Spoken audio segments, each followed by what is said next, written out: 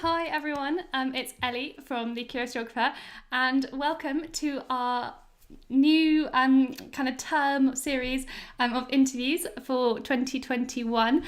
So hope you are all well, and if you haven't had a look at the upcoming poster, then there is a QR code, my pink finger's not pointing very well to it, over in the top corner, so you can have a look to see what's coming up. A bit of a shorter term, one every other week, every Tuesday at 5pm. So every other Tuesday at 5pm. So definitely check that out. There's some really, really good guests and very global around the world. But if we go on to today's interview, we are joined by Lewis Dartnell. So Professor Lewis Dartnell is a professor in science communication at the University of Westminster, and he's also a best-selling author, which is a bit about what we're going to do today. So we're going to talk about Origins, which is Lewis's book, which I'm sure many of you might have already read. I read it and I folded down so many pages on how relevant it was to geography. So this book is basically about how the world made us, and I mean, yeah, wow, what a book. There's so much in geography that it links to, and we often talk about the idea of synopticity when lots of things link together, and so it brings kind of human and physical geography together and draws on many aspects, and it's in one accessible form. So whether you're a teacher and you want to include it in your lessons, or you're a student and you've read it, then hopefully this will be really, really useful. Or if you're a guest just watching it as well and want to find out a bit more, then this is the interview to watch for you. So we're going to go on to a few different questions, but if you do have any individual questions that you also want to ask Lewis, just please write them in the chat on the side. But if I first hand over to Lewis, could you please tell us a little bit about yourself and a little bit about kind of how you came to write Origins, really? Yeah, so as you said, Ellie, I'm currently a professor at the University of Westminster, and my role at the university there is split quite nicely, 50-50, between doing my research and being in the lab, working with my PhD students in a relatively new field of science called astrobiology, which is all about looking for the possibility of there being life beyond the Earth. So I spend most of my time thinking about our next door neighbour planet, Mars, and whether there might be hardy bacteria surviving in the desert surface soil of Mars. And if there is simple life there, how would you find it? What instrument, what experiment would you strap on the front of your Mars rover to look for life? So that's half of what I do. And alongside all that research, as you said, Ellie, I do a lot of communication, public engagement, outreach, bits and pieces of TV work and radio and broadcast and journalism and writing, including writing books about things that I get excited about. And my previous book, The Knowledge, was how you could reboot civilization after an apocalypse. Let's imagine someone's pushed a great big reset button and everything's disappeared, and you're trying to work out how to go and pull yourself up by your bootstraps, how to do like Minecraft for real, and rebuild the world as we know it, but from the ground up, with all the science and technology we need to know. That was The Knowledge, and the book we're talking about today is Origins, the new book, which is all about how the Earth has shaped human history. What are the links from geography and landscapes and geology and the atmosphere and the oceans to the grand themes and trends of human history, right from the very beginning of our story and the origins of humans as a species, what made us so intelligent, for example, and then sweeping through the thousands and thousands of years of history to look at how we've been shaped and molded and influenced by the world that we live in, by the world around us. And I think that your previous book, it's probably very relevant for today on like rebuilding societies as well. So I haven't actually read that one, but I am really, really intrigued to go and read that next. And just how to page one. Page one of The Knowledge is imagine there's been a global pandemic which has collapsed civilization, and I just feel a little bit uncomfortable with how prescient part of that in chapter. Brilliant. in the book. It was written long before COVID became a thing. So maybe that is, we can read it and then maybe have another live interview about that to maybe see how people respond to change and like instability. So today, we are going to talk about origins. And as you said, you mentioned so many things in the books. And a lot of it, one massive theme that comes up a lot is tectonics, but you also go on and we will ask questions about kind of climate change, the atmosphere, so many difficult models, which I find teaching when we have A Level GCSE students, like introducing the global atmospheric circulation model, like you introduce it so clearly and then show the links across. So we've got a few questions based on this, and to kind of understand kind of from huge timescales how important geographical features and, as I said, geology come to shape us.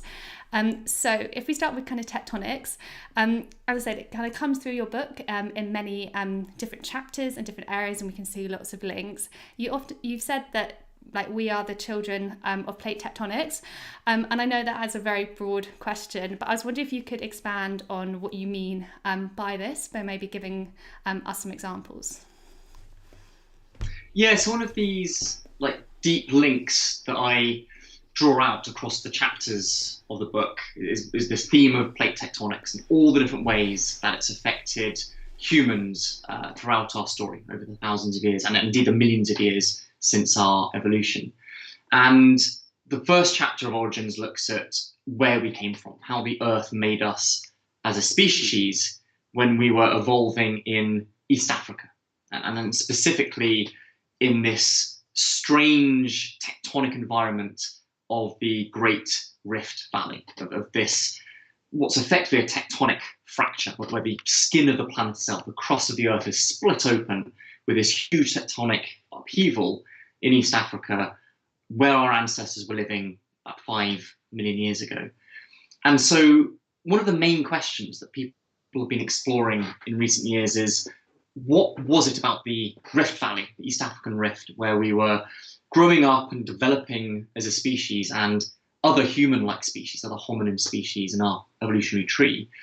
Why did that drive us to become so intelligent? What was it about that environment that created humans as an intelligent, tool-using, chatty kind of ape? And the answer that's been emerging of recent years is that there's a unique combination of planetary forces, planetary influences in East Africa when we were living there, when we were evolving there, which is the interaction between the tectonic environment, this Rift Valley, and a system of lakes that exist along the floor of the Rift Valley, and how they are incredibly sensitive, that the levels of those lakes are incredibly sensitive to even small fluctuations in the amount of rainfall in the area, which ultimately comes to the Milankovitch cycles, to these wobbles in Earth's spin and the axis and the orbit around the sun. So it's part cosmic influence, part plate tectonic influence that created this wildly fluctuating, unstable climate in East Africa, which is what we evolved our intelligence to. We evolved big brains as an answer to the problem of how do you survive in this unpredictable environment. And then we walked out of East Africa, we dispersed around the world during the last great ice age and took those big brains that had been created by this unstable environment in East Africa and developed agriculture and farming and civilization, and the whole of human history came out of that original fact, that original process. And when we're talking about this, just for kind of students who are maybe listening to this as well, could you just give us an idea of what kind of timescales when we talk about the kind of tectonic and the human evolution, maybe that is linked to it? Yeah, so roughly we're talking about a time period of around 5 million years. So the last common ancestor between our lineage, between the human hominin lineage and chimpanzees, was about 7 million years ago. And over that time, when we've been developing this evolutionary tree in East Africa, we've been seeing more and more human-like species. The sort of features, the evolutionary adaptations that we have today emerged over that period. We also see the archaeological and the paleontological evidence for the invention of fire and its use as a tool itself. So all of that story about evolution was playing out in East Africa and then down the African continent towards South Africa over the last few million years, until eventually, around 200,000 years ago, sort of modern humans appeared. Something you could dig up a skeleton of someone that lived 200,000 years ago and would have no way of telling if that was a skeleton 200,000 years old, or someone that died yesterday, just by looking at the bones and the anatomy.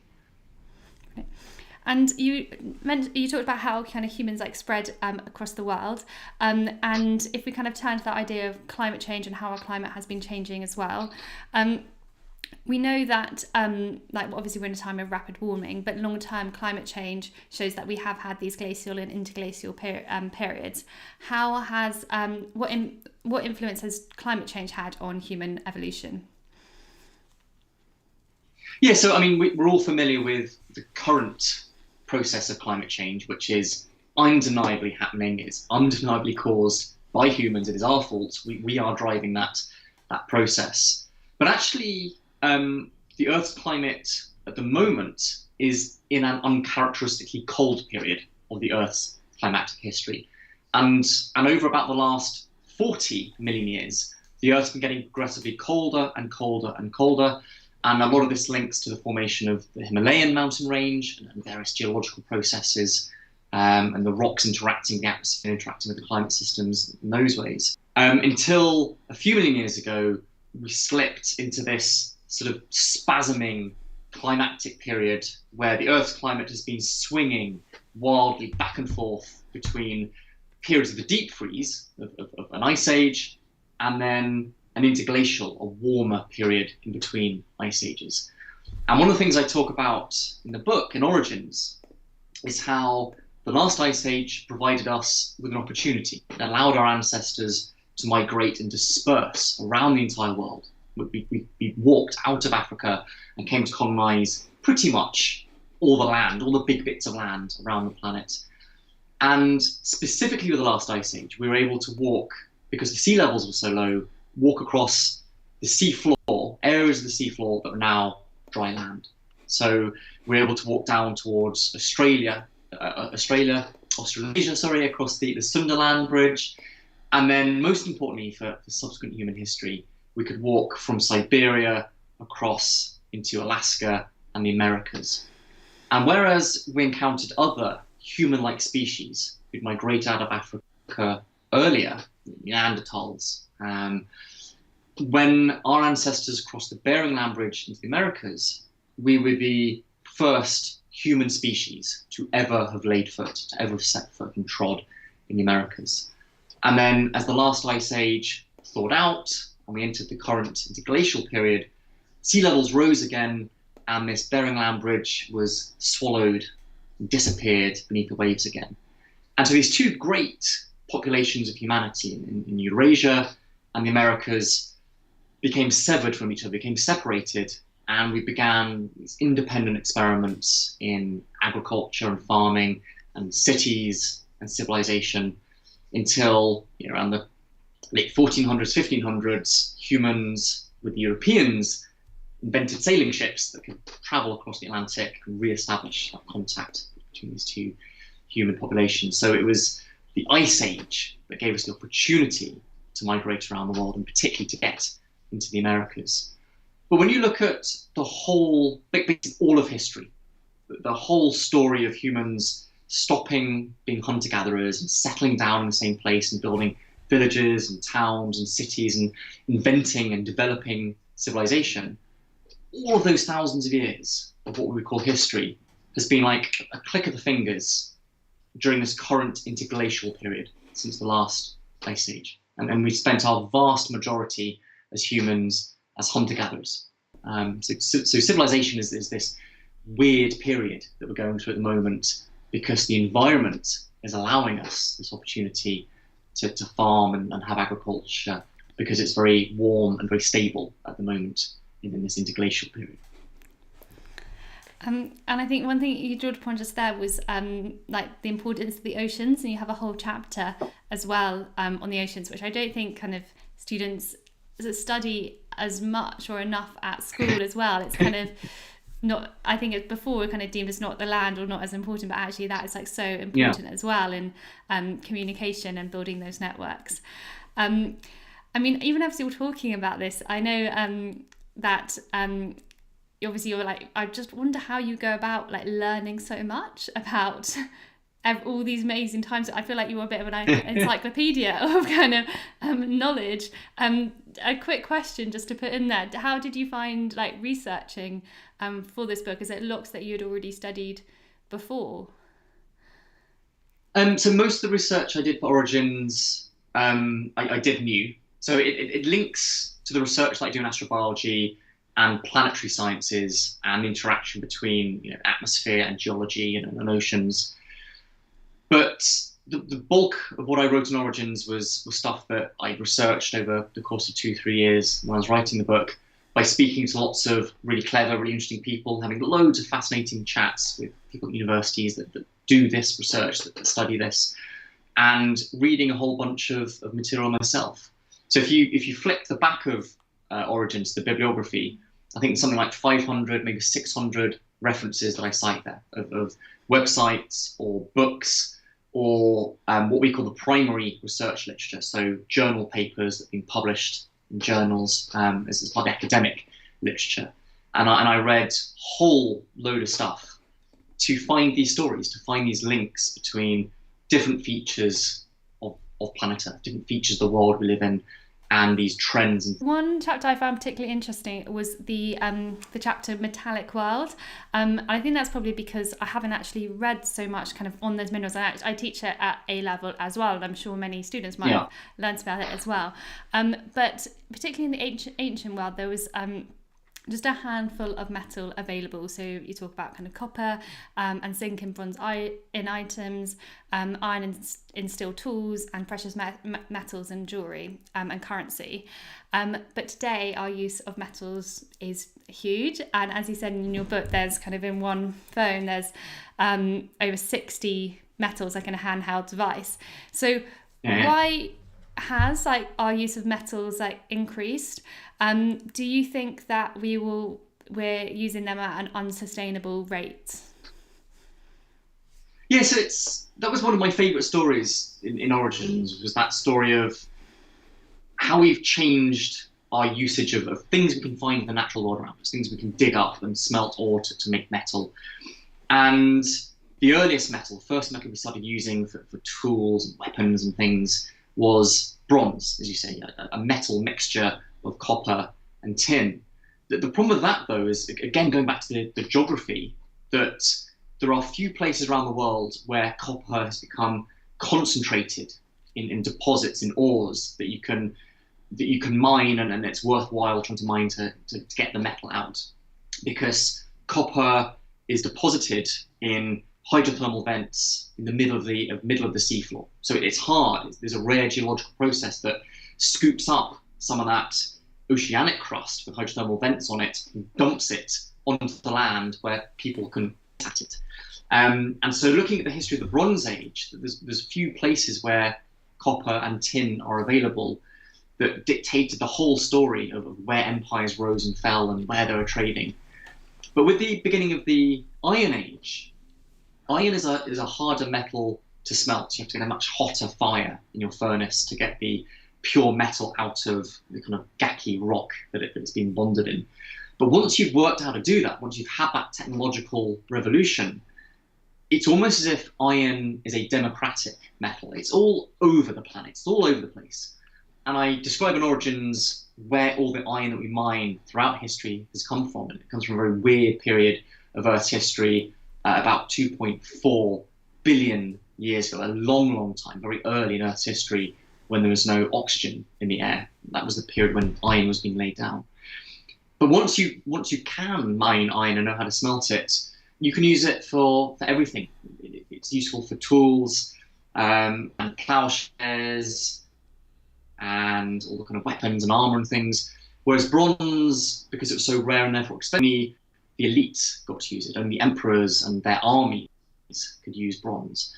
But once you've got iron and steel, everyone in society gets. Yes, so we've got not just a handful of metals, not just gold and silver, which are used for coins, and iron, which is used for tools, and metal, and tin has got useful properties as well. We now use 40, 50, 60 different metals, and particularly for their electronic properties.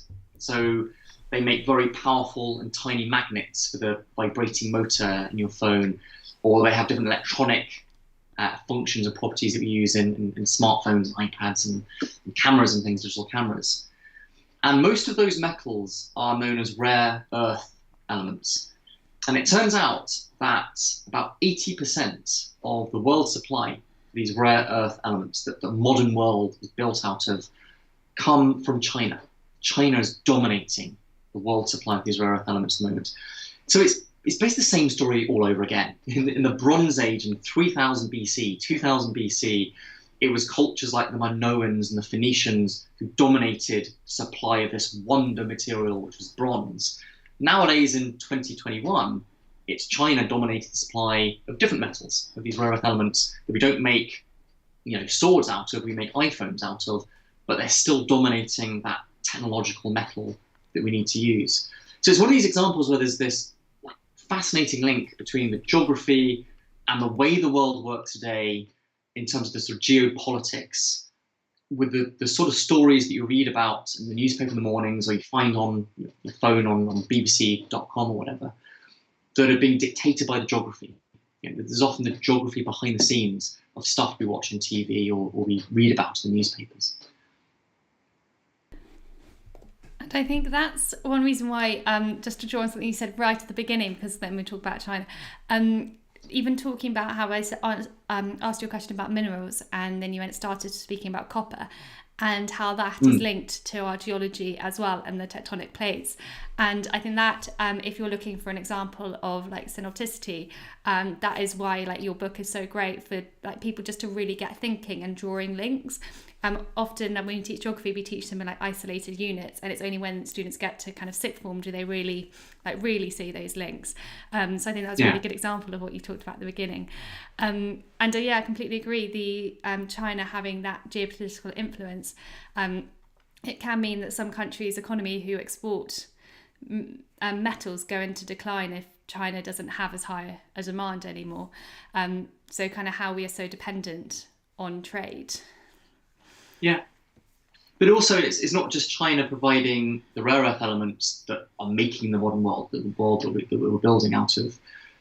There's a lot of kind of geographical issues, geographical concerns about where other metals come from, like cobalt, for example, coming out of the Democratic Republic of Congo, where it's being mined in pretty unpleasant conditions, kind of child labour and people not being protected when they expose themselves to this quite nasty material that they're mining. And all of this is geography again. It's what does the world need to run? What do people want? Where do you get that around the world? And how is that affecting different people's lifestyles? It's the human geography interacting with the physical geography in things that we take for granted, like say reaching out your mobile phone from your pocket.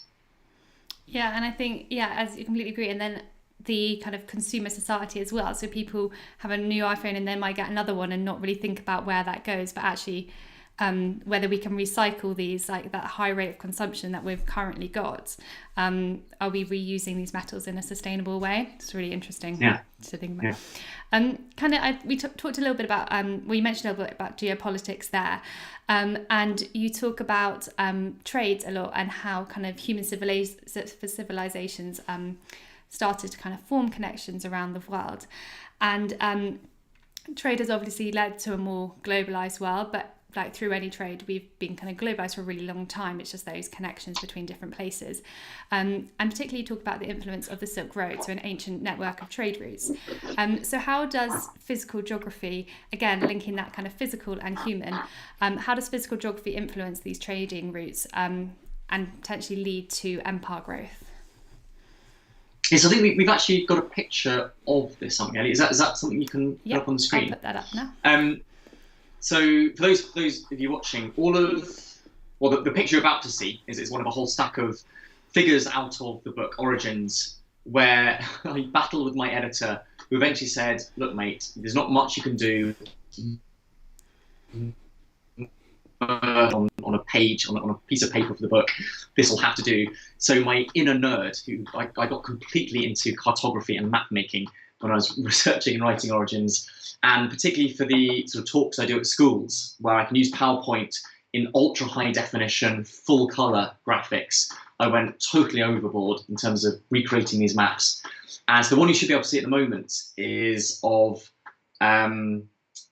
Asia, across the backbone of Eurasia and the continent, showing the route of the Silk Roads. So going back originally to about 200 AD, when there was the Roman Empire taking over most of the continent of Europe on the western extremity of Asia, and then the Han Dynasty Chinese Empire right on the other side, in the far east of China.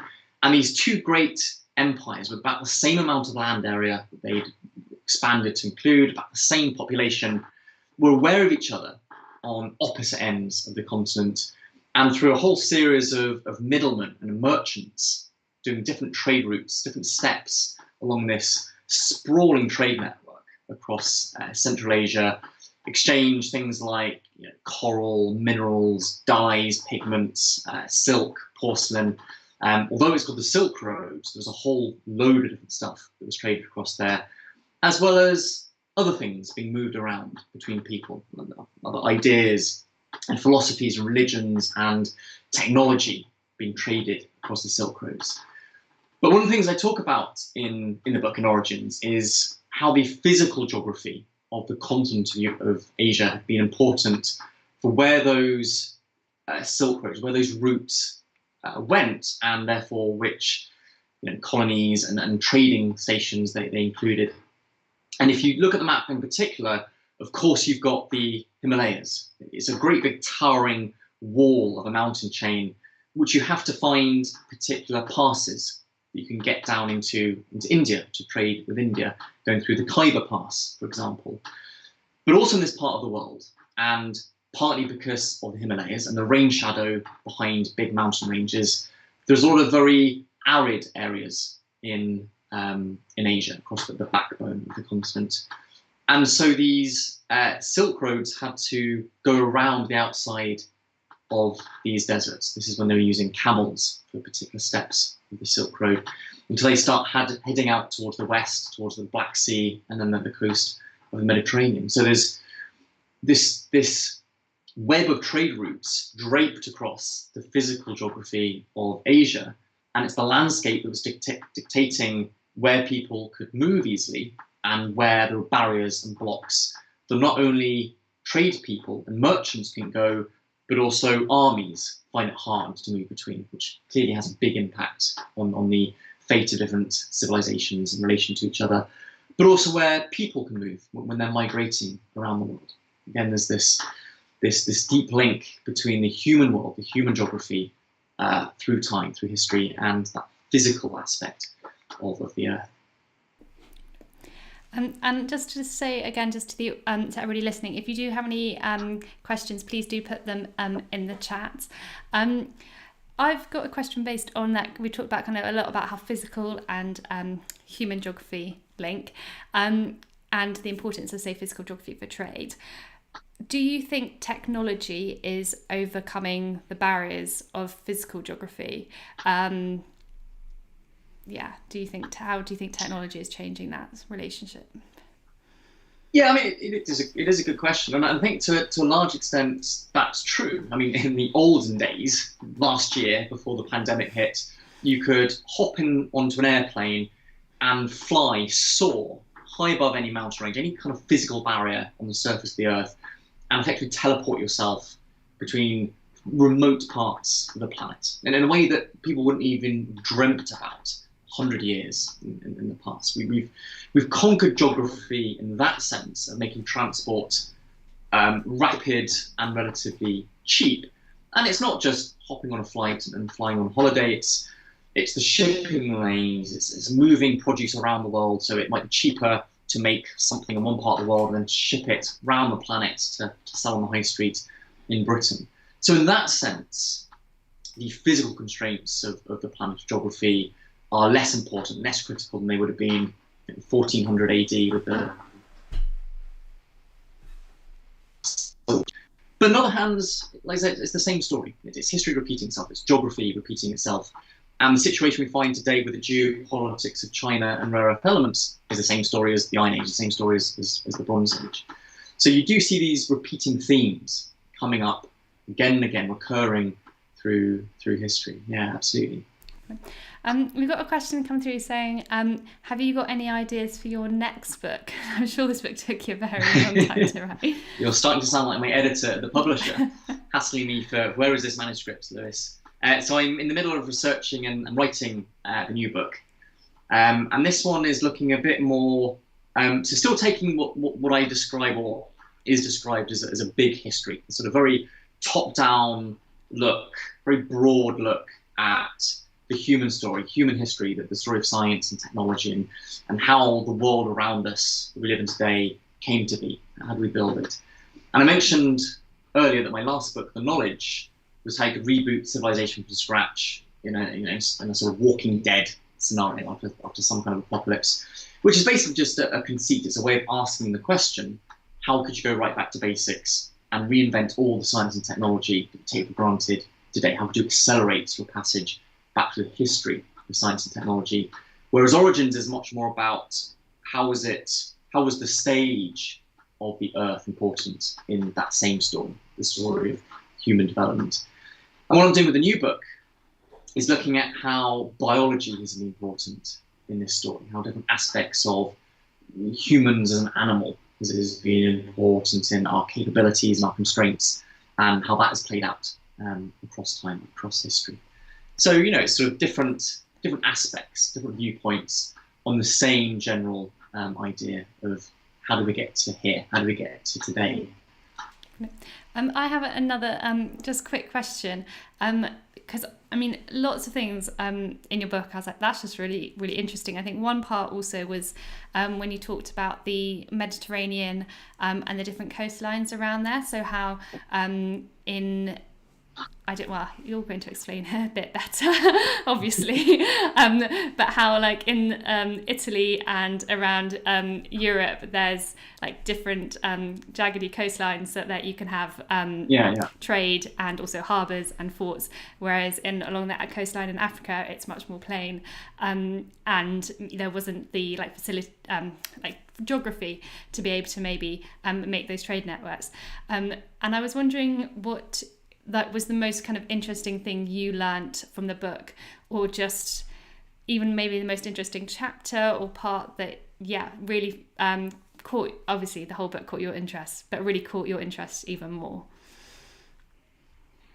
So that story about the Mediterranean, and why was it for thousands of years of history, why was it the northern coastline of this oval shaped inland sea of the Mediterranean that was so busy and so active throughout history with all these different cultures and civilizations and societies, whereas the bottom lip of the Mediterranean, the southern coastline, on the whole was much more quiet and boring and nothing really happened, which all comes down to plate tectonics again, and the fact that it is the continent of Africa that is being subducted beneath Europe, and therefore the northern coastline of the Mediterranean is being crumpled up in this mountain building process to create the Alps, as well as a very rugged, hilly landscape, which has created lots of archipelagos of small islands, and Aegean, and a really crinkly, complicated coastline full of lots of natural harbours and bays that is very supportive of sea trade and moving things around by sea, as you say, rather than on the other hand, the North African coastline is very smooth and flat with basically no natural harbours, barely any natural harbours for supporting societies. In fact, there's a map of that that perhaps we could show on the screen now, or indeed, if anyone's interested, on the book's website on originsbook.com, you can follow through to the teachers links, and there's a whole PowerPoint and loads of other teaching material available that you can download for free with different aspects of of these stories. So the Mediterranean story was one that really stood out for me, because it's just something we hear so much about with the ancient Greeks and Phoenicians and Romans and Minoans, all these different civilizations. But my favourite story of all, and the one that surprised me the most when I was researching, was this deep link between the planetary and the political. How geography influences even how people vote in national elections, in general elections, of who you want your leader to be, who you want the president to be.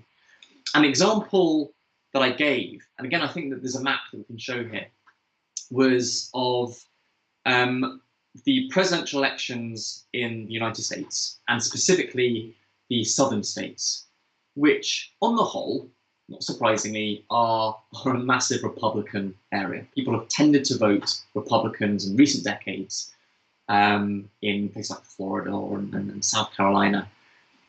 But running through this political map, running through the sea of red voting counties, is a very distinct, very clear, thin crescent of Democrat voting, blue voting southern states of America, which is weird because it doesn't correlate, doesn't correspond to anything you can see on the map or see in the landscape. It's not following the banks of the Mississippi. It's not following the outline of a chain of mountains or a range of hills. And it's only when you look at a geological map that you can peel off a landscape map and look at a geological map, the rocks underground. And you notice that rocks that are about 75 million years old match perfectly with this band of Democrat voting counties. And the reason for this, the reason that people tend to vote Democrats, they voted for Biden, they voted for Hillary Clinton in the previous election against Trump, in that particular arc, isn't of course directly because they got 75 million rocks in their backyard, in their back garden, because these people aren't geologists. They're not being told who to vote for by the rocks. But what there is this really satisfying, this really fascinating chain of cause and effect, with one thing leading to the next, reaching back through centuries of human history and then millions of years of the planet's history. And that band of rocks, this Cretaceous rocks, laid down in a chapter of Earth's history called Cretaceous, is basically seafloor mud. The Earth's sea levels were much, much higher back in the Cretaceous. And it was realised in the mid-1800s that where that rock has eroded out of the ground and produced soil, it gives you a really rich, fertile, dark soil, a soil that is perfect for growing cash crops like cotton, to sell back to Europe for money that you can then buy things you need in the colonies. And unfortunately, in that period of history, growing cotton meant slave labour. People were abducted, kidnapped and thrown in chains in Africa, sailed across the Atlantic Ocean following the trade winds, which is another chapter I talk about in Origins, and then forced to work as slaves on these plantations growing cotton. And still today, hundreds of years after the Civil War and the emancipation from slavery and the civil rights movement, still today the greatest concentration of Black African American people live along that particular band of Cretaceous age rocks, 75 million year old rocks. And these are people that unfortunately still suffer from human geographical factors, socioeconomic deprivation, that they have poor access to healthcare, poor access to education, poor salaries, poor opportunities, and therefore people which are more likely to vote for Democrat political promises, political ideals, rather than Republican. So it's again this deep link operating across many different levels of economics, mineral resources, of agriculture, of economies, then going back down to more fundamental underlying causes like the geology, the rocks under your feet, and how the planet has changed over millions of years. So that I found was the most satisfying story that I found out when I was researching for this book, and then got to tell by showing all the maps of things layering on top of each other in the book in Origins. Yeah, and I think that really shows the power of how things, aspects that happened so long ago in the past can really impact our day-to-day lives. Yeah, still affects us today. Brilliant. There's one kind of question, and someone just Ines just said thanks. That's a really interesting point as well. How would you say? And this is from Aidan saying, how would you say biology and geography relate and affect each other? Sorry, it's a big question. You can take it. So as you mentioned earlier, one clear way is that geography affects evolution and how species develop. So are there any other factors? Yeah, so again, the geography and the biology is very deeply related. It's not just evolution driving the origin of new species and how they adapt to different environments. One of the central points of biology is different animals, different plants being adapted to different biomes, different ecosystems. And basically, an ecosystem is completely determined by the geography. Is it high altitude or is it coastal? Is it tidal? Is it warm? Is it cold? What is the annual rainfall? And all of these things are geographical features. They are planetary features. And I do talk about that aspect of geography as well in Origins, in particular, how you have stripes of different climate bands running along the width of Eurasia again.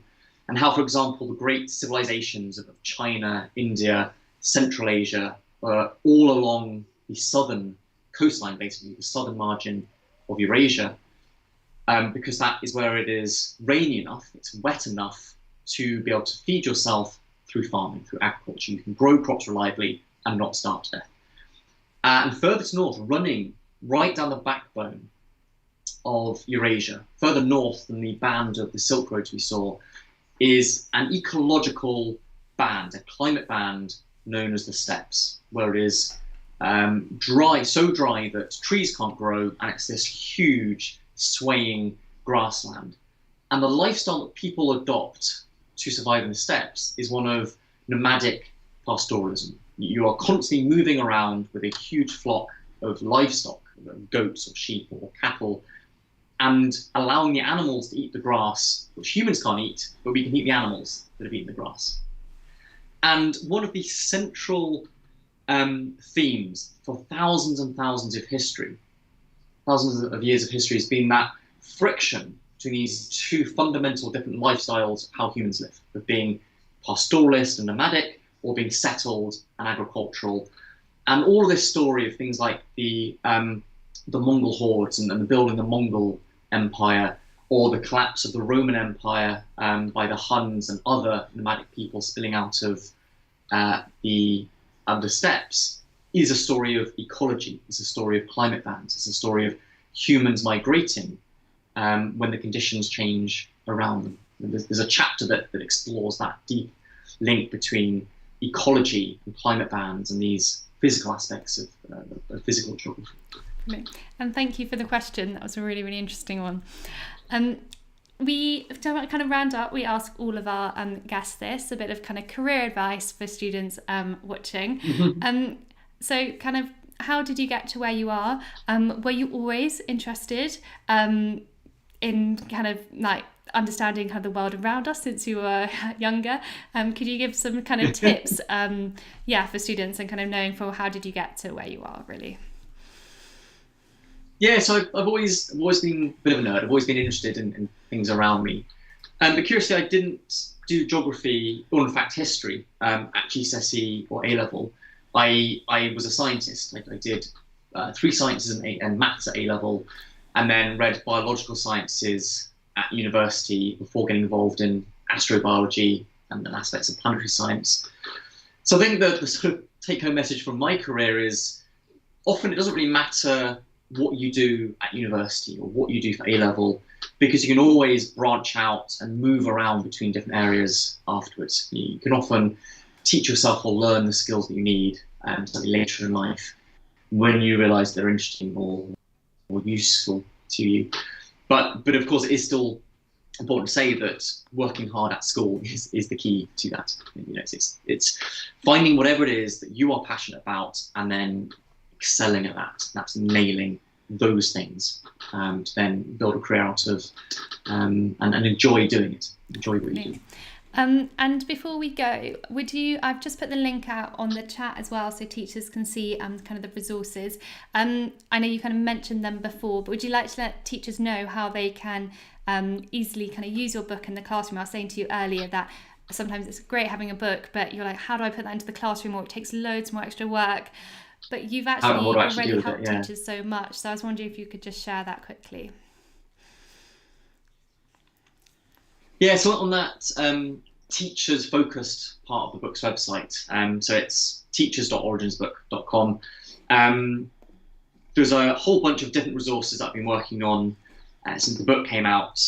There's all of these high quality maps in a PowerPoint file that you're welcome to use in any way you like during your teaching, which if you read the book will make most sense because you'll see how I've described and explained and drawn the links between different aspects of geography for those maps.